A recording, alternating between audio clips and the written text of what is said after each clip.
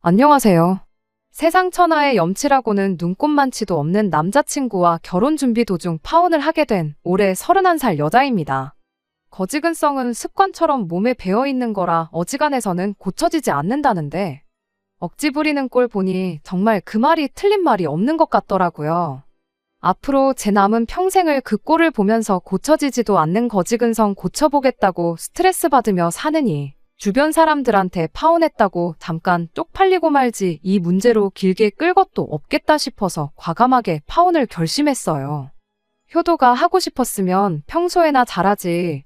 직접 하는 것도 아니고 왜 효도를 저한테서 찾는 건지 모르겠습니다. 남자친구를 정말 오래 알고 지냈습니다. 제 취미가 영화 감상이거든요. 인기 있는 영화부터 시작해서 마이너한 영화들까지 장르를 가리지 않고 보고 있어요. 남들 다 보는 인기 많은 영화는 같이 보러 갈 사람 찾는 게 그리 어렵지 않거든요. 친구들도 같이 보고 싶어 하고 가족 영화 같은 경우에는 부모님 모시고 같이 보고 그랬고요. 그런데 조금 영화가 인기가 없다 싶으면 같이 보러 갈 사람 찾는 게 그렇게 힘들었어요. 혼자 보러 다니는 것도 나쁘지 않기는 했는데 영화를 다 보고 나서 감상을 나눌 사람이 없는 게 너무 아쉬웠습니다. 그래서 시작한 게 영화 동호회 활동이었고 남자친구를 동호회 활동하면서 처음 알게 되었습니다. 영화를 해석하는 나름의 방식이 저랑은 정반대였고 동호회 사람들과 다 같이 영화를 보더라도 항상 그날 감상한 영화에 대해서 이야기할 때 남자친구와 제가 늘 티격태격됐어요. 그러다가 미운정이 들은 건지 동호회 활동 2년을 넘길 때쯤 저희는 연애를 시작하게 되었습니다. 그렇게 같은 동호회 사람으로 알고 지낸 게 2년, 그리고 연애만 3년을 했어요.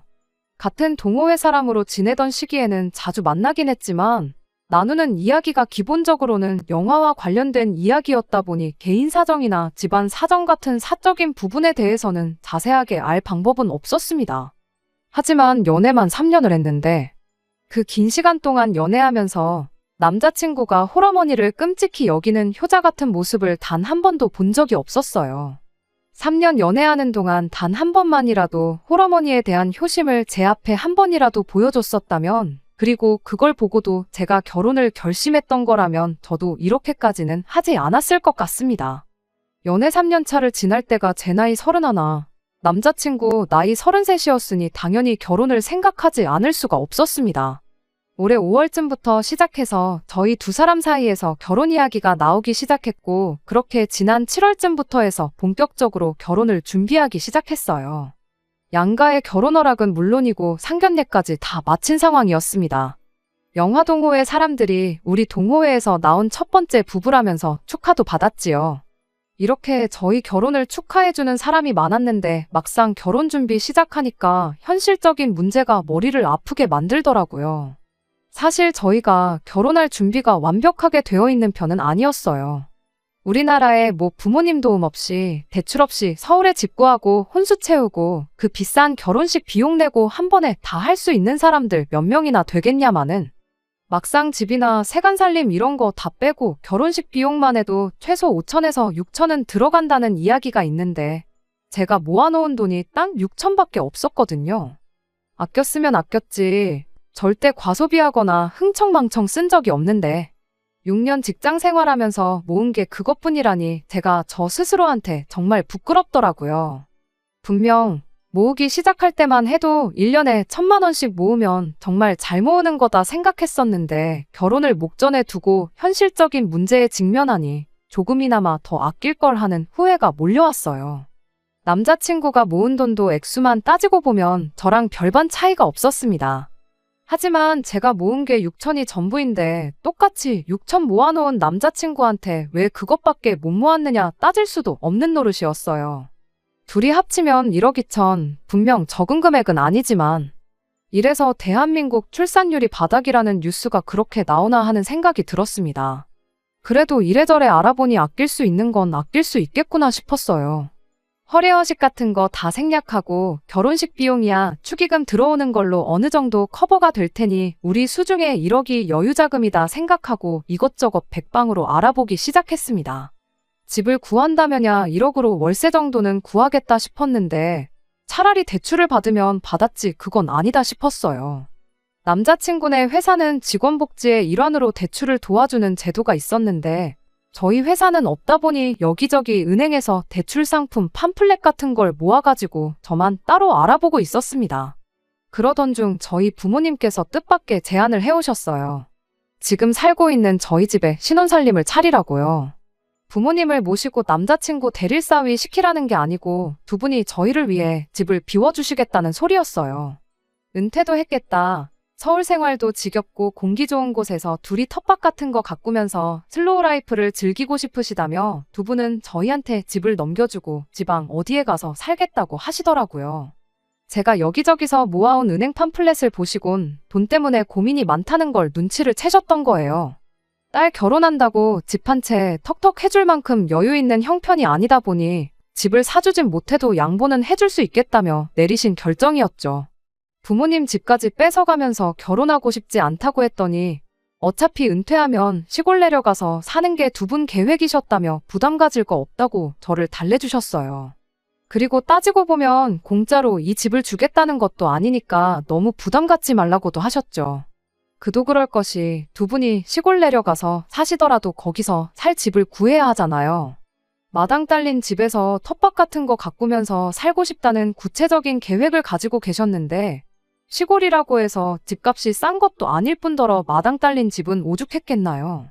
시골에 마당 딸린 집을 구할 돈이 있으면 차라리 그 돈을 저한테 지원해 주시는 편이 제 입장에서도 부모님 입장에서도 훨씬 쉬운 방법이었죠. 저희 부모님 계획은 이러했습니다.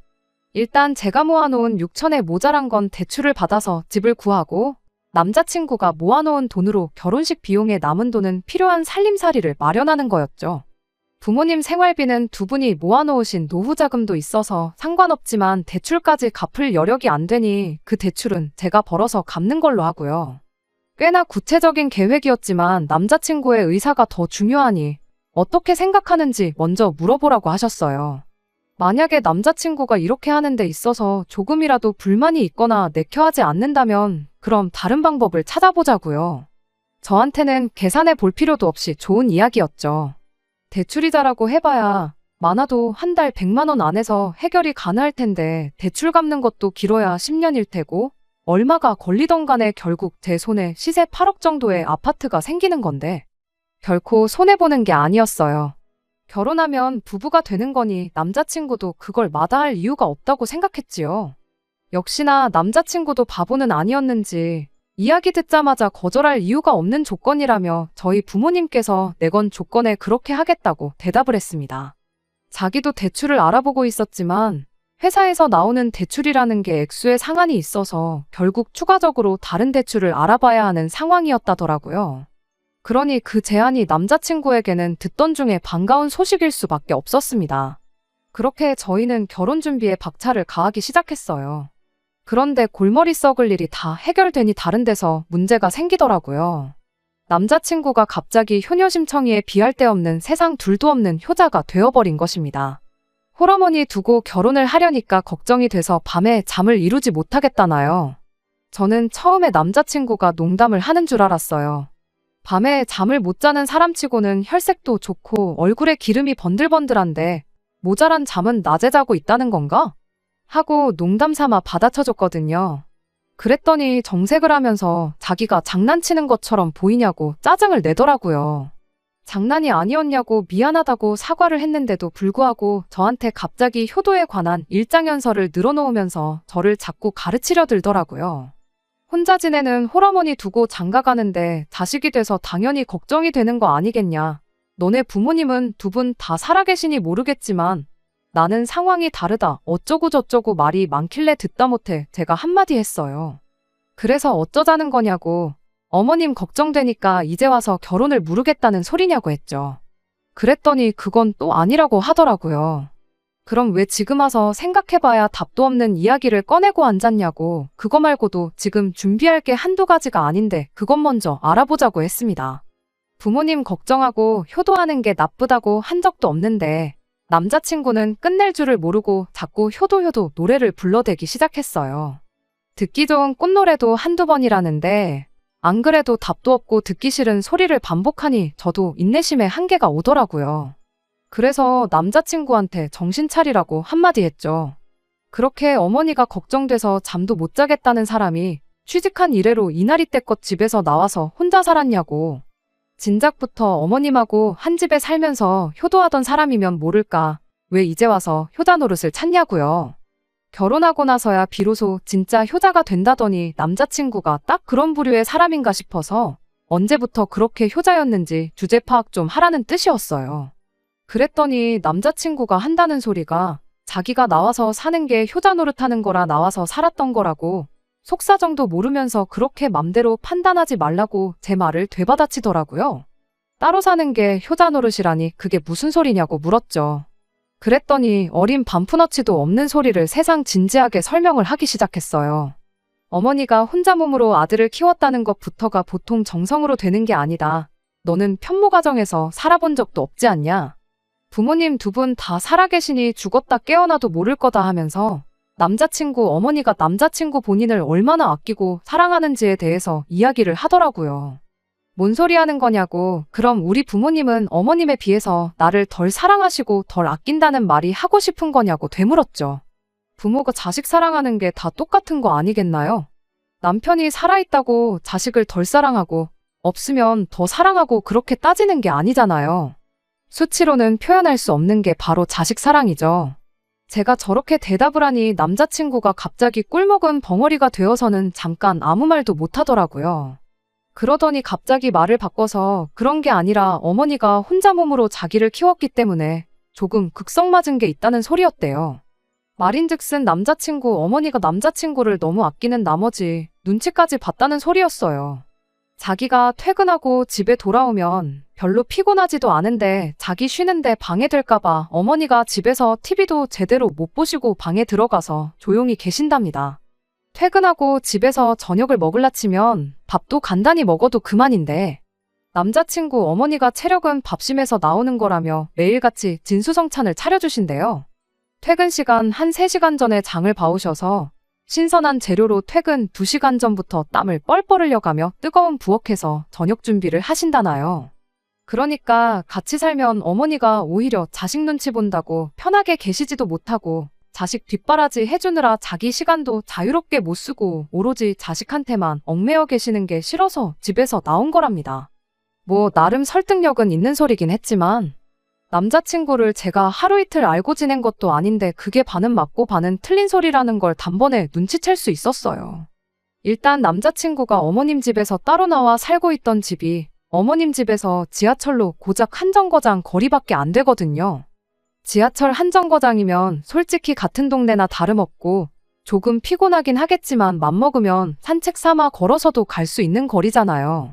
그리고 저희가 연애 기간만 3년인데 남자친구 집에 제가 한 번도 안 가본 게 아니거든요.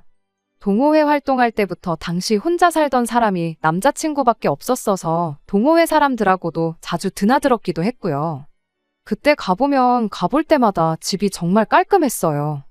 혼자 사는 사람답지 않게 냉장고에는 온갖 반찬들이 가득했고 옷장과 세탁물도 깔끔하게 정리되어 있었습니다. 당시 동호회 사람 중 한 명이 남자친구한테 어디 여자라도 숨겨놓은 거 아니냐고 남자 혼자 사는 집이 이렇게 깔끔한 게 믿기지가 않는다는 식으로 농담을 했었는데 남자친구가 그때 당시 대답하길 어머니랑 집이 가까워서 어머니가 거의 일주일에 한 번꼴로 와서 그렇게 챙겨주고 가신다고 멋쩍게 대답한 걸 분명히 기억하고 있거든요. 그때 자랑처럼 말한 게 어머니가 이불 같은 것도 달에 한 번씩 세탁해다가 가져다 주신다고도 했고요. 집안 구석구석이 어머님 손길이 닿지 않은 곳이 없었고 연애를 시작한 이후에도 남자친구 집에 가면 항상 집 상태가 완벽에 가깝게 정리가 되어 있었습니다. 한마디로 어머니가 자식 눈치 보는 게 불편해 보이고 고생스러우신 것 같아서 효도하는 차원에서 따로 살게 되었다고 한 남자친구의 말은 거짓부렁에 불과했다는 소리나 마찬가지였어요.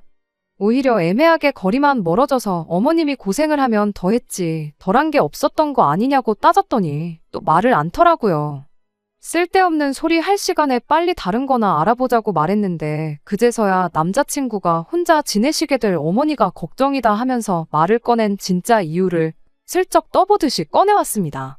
저희 부모님이 시골 내려가 살게 되면 그러니까 우리 결혼하걸랑 그 집에 남자친구 어머니를 합가시켜서 한 집에 같이 살면 어떻겠냐고요. 방도 3개의 집도 넓던데 어머니가 같이 살면서 집 정리하는 거 도와주고 하시면 되는 거 아니겠냐고. 자기 혼자 살던 집 깔끔한 거 보지 않았느냐며. 워낙에 정리정돈 안 된 거 못 버티는 성격이시니 같이 살면 분명히 여러모로 도움을 주실 거라고요. 저는 그 말을 듣고 제 귀를 의심하지 않을 수가 없었습니다. 설마 저게 제정신으로 하는 소리인가 싶었어요. 결혼하면 친정 부모님 집에 신혼집 차려서 친정 부모님 시골로 내쫓고 그 집에 시어머니를 모시고 살라는 소리나 마찬가지잖아요. 차라리 농담이었으면 좋겠다 싶었는데 남자친구 표정을 보나 그 말 꺼내기 전에 혼자 지내는 어머니 걱정된다면서 효자 타령 노래를 부르던 걸 보나 장난은 절대 아니겠구나 싶었습니다. 방금 5분 전까지만 해도 한 집에 같이 살면 어머니가 신경 쓸 게 너무 많아서 불편해하신다고, 그러니 나와서 혼자 사는 게 효도라고 하던 인간이 갑자기 결혼하면 어머니를 한 집에 모시고 살자고 하니 당황스러운 것도 당황스러운 거지만 무엇보다 어이가 없었어요. 제가 원래 남자친구한테 말을 심하게 하지 않는 편인데 그 순간만큼은 뭐라 하지 않을 수가 없더라고요. 미쳤냐고, 제정신으로 하는 소리냐고 따져 물었죠. 그랬더니 남자친구가 한다는 소리가 자식이 부모한테 효도한다는데 그게 왜 미친 거냐고 저한테 오히려 짜증을 내더라고요. 방금 전까지 나누던 말이랑 앞뒤가 한 개도 안 맞는 걸 떠나서 지금 이 상황에 합가를 요구하는 것부터가 말도 안 되는 거 모르냐고 했더니 기껏 한다는 소리가 그러면 너무 불공평한 거 아니냐고 하는 겁니다. 불공평하긴 뭐가 불공평하냐고. 시세 8억 하는 아파트를 거의 거저주신다는 거나 마찬가지인데 6천으로 혼수해오고 결혼식 비용 마련해오는 게 전부인데 그 와중에 어머님까지 모시자고 하는 게 불공평한 거 아니냐고 물었더니 자기가 돈 때문에 불공평하다는 게 아니랍니다. 그럼 대체 지금 이 상황에 어디에 뭐가 불공평한 거냐 물었더니 저보고 너는 여태껏 부모님 모시고 살지 않았느냐고. 그러니 이번엔 내 차례 아니겠냐고 하는 거예요. 이 인간이 미쳤나 싶었죠. 영화 이야기 나눌 때는 생각지도 못한 해석을 꺼내면서 보기보단 똑똑한 인간이구나 싶었는데 한다는 소리가 고작 이 정도 수준이라니. 내가 부모님을 모시고 살았다는 건 또 무슨 소리냐고. 여태껏 내가 부모님 집에서 같이 살았다는 걸 모시고 살았다고 이야기하고 싶은 거냐고 물었더니 그게 맞답니다. 어이가 없어서 웃음이 다 나오더라고요. 그건 얹혀 산다고 하는 거지 부모님하고 한 집에 산다고 무조건 모시고 사는 게 아니라고 한마디 해줬어요. 같이 사는 게 모시고 사는 거라면 너야말로 모시고 살 기회가 몇 년이고 있었는데 간섭받는 거 싫어가지고 집 나와서 살고 있는 거 아니냐고. 왜 갑자기 효도 타령을 하면서 같이 못 살아서 안달이 났냐고 했습니다. 하지만 남자친구는 좀처럼 고집을 꺾을 생각이 없어 보였어요. 저도 바보 같은 게 그러면 결혼 안 하겠다고 그 자리 박차고 일어났으면 되었던걸. 어떻게든 남자친구 생각 한번 바꿔보겠다고 발버둥을 쳤었죠. 앞뒤도 안 맞고 말도 안 되는 소리를 하고 있는 게 분명 남자친구 혼자만의 생각이겠거니 싶어서 그냥 더 길게 말할 것도 없고 남자친구 어머니 본인의 의견을 듣는 게 더 빠를 것 같아서 그 길로 남자친구 집으로 향했습니다. 남자친구 말로는 자식 눈치 엄청 보시는 분이시라니 분명히 이렇게 하면 혼사짜리 파탄 날 걸 알고 계실 텐데 당연히 아들한테 쓸데없는 짓 하지 말라고 한마디 단단히 일러주시겠거니 했거든요. 그런데 이 합가가 남자친구 혼자만의 생각이 아니었다는 걸 남자친구 어머니 집에 도착하고 나서 알게 되었습니다. 앞뒤 안 맞는 소리를 한 게 남자친구 생각이 아니라 남자친구 어머니 생각이었던 거예요. 여태까지 너는 부모님 모시고 한 집에서 살았으니 이제 우리 엄마 모시고 살 차례 아니겠냐고 했던 그날 했던 말 중에 제일 멍청하고 바보 같은 말은 남자친구 머리에서 나온 거였기는 하지만요. 아무튼 남자친구 집에 도착해서 여지껏 둘이 티격태격한 내용에 대해 간략하게 말씀드리고 어머님한테 한마디 좀 해달라고 부탁을 했어요. 그때까지만 해도 당연히 남자친구를 말려주실 줄 알았으니 찾아간 건데 세상에나? 남자친구 어머니는 더하면 더했지 절대 덜하지가 않더라고요. 그게 뭐 잘못된 거냐. 장성한 아들이 여지껏 자기 혼자 몸으로 자기 키워오느라 뼈 빠지게 고생한 어머니를 모시겠다는데 왜 그게 안 된다는 거냐 한마디 했으니까요. 그때 눈치챈 거죠. 갑자기 집 문제가 해결이 되고 그 와중에 살게 될 집이 또 넓은 집이니 이참에 어떻게 저를 잘 구워 삶아서 한 집에서 같이 살 생각으로 계획을 꾸몄다는 사실을 말이죠. 저랑 둘이서 이야기할 때는 찍소리도 못하던 남자친구가 이제는 든든한 자기 편이 생겨서 그런가 옆에서 말을 보태기 시작했어요. 억지 부리는 사람이 둘이고 저는 혼자니 그 상황만 두고 보면 자기들이 정답이고 제가 틀린 소리를 하고 있는 것처럼 보였나 봐요. 생각해보라면서 어머니 모시고 한 집에 같이 사는 게 저한테 결코 손해가 아니라고. 아까 말했던 것처럼 어머니가 그냥 오시겠다는 게 아니다. 어머니가 오시면 분명히 집안일 하는 거 도와주실 텐데, 그리고 행여나 나중에 아이 생기면 시골 가서 살고 있는 너네 부모님이 도와주실 거 같냐. 그때 가면 어쩔 수 없이 우리 어머니 도움을 받아야 하는데 그냥 처음부터 모시고 사는 게 더 낫지 않냐. 그냥 집에 돈 안 줘도 되는 상주가사 도우미 한 명 들였다고 생각하면 마음이 편하지 않냐. 뭔 말도 안 되는 소리를 하고 있더라고요. 그 와중에 어머님이 집안일을 도와주시는 게 제가 몸이 편할 거라고 하는 게 모르긴 몰라도 결혼하면 집안일은 일절 손을 안 댈 것 같이 말하고 있는 것처럼 보였어요. 웃긴 건 그 와중에 어머님은 남자친구가 했던 말이 거슬렸나 보더라고요. 며느리가 있는데 내가 왜 집안일을 해야 하냐. 그리고 돈은 또 왜 안 주냐고. 집안일은 내가 도와는 줄 테니 그걸 가지고 돈을 달라고 하진 않겠지만 아이를 봐주게 되면 그건 이야기가 달라진다면서 그렇게 되면 그땐 달에 200 정도는 받아야 되겠다고 하는데 참 어이가 없었습니다. 두 사람이 하는 꼴 때문에 있던 결혼 생각도 없어지게 생긴 판인지도 모르고 월이백이니 상주 가사도우미니 어쩌니 김칫국을 한 사발 들이마시고 있는 꼴을 보니까 말이에요. 제가 시큰둥하니 대답도 없고 별 반응이 없으니까 두 사람이 이건 뭔가 아닌가 싶은 생각이 들었나 봅니다. 그러고선 마지막 숨겨놓았던 비장의 카드를 꺼내들더군요.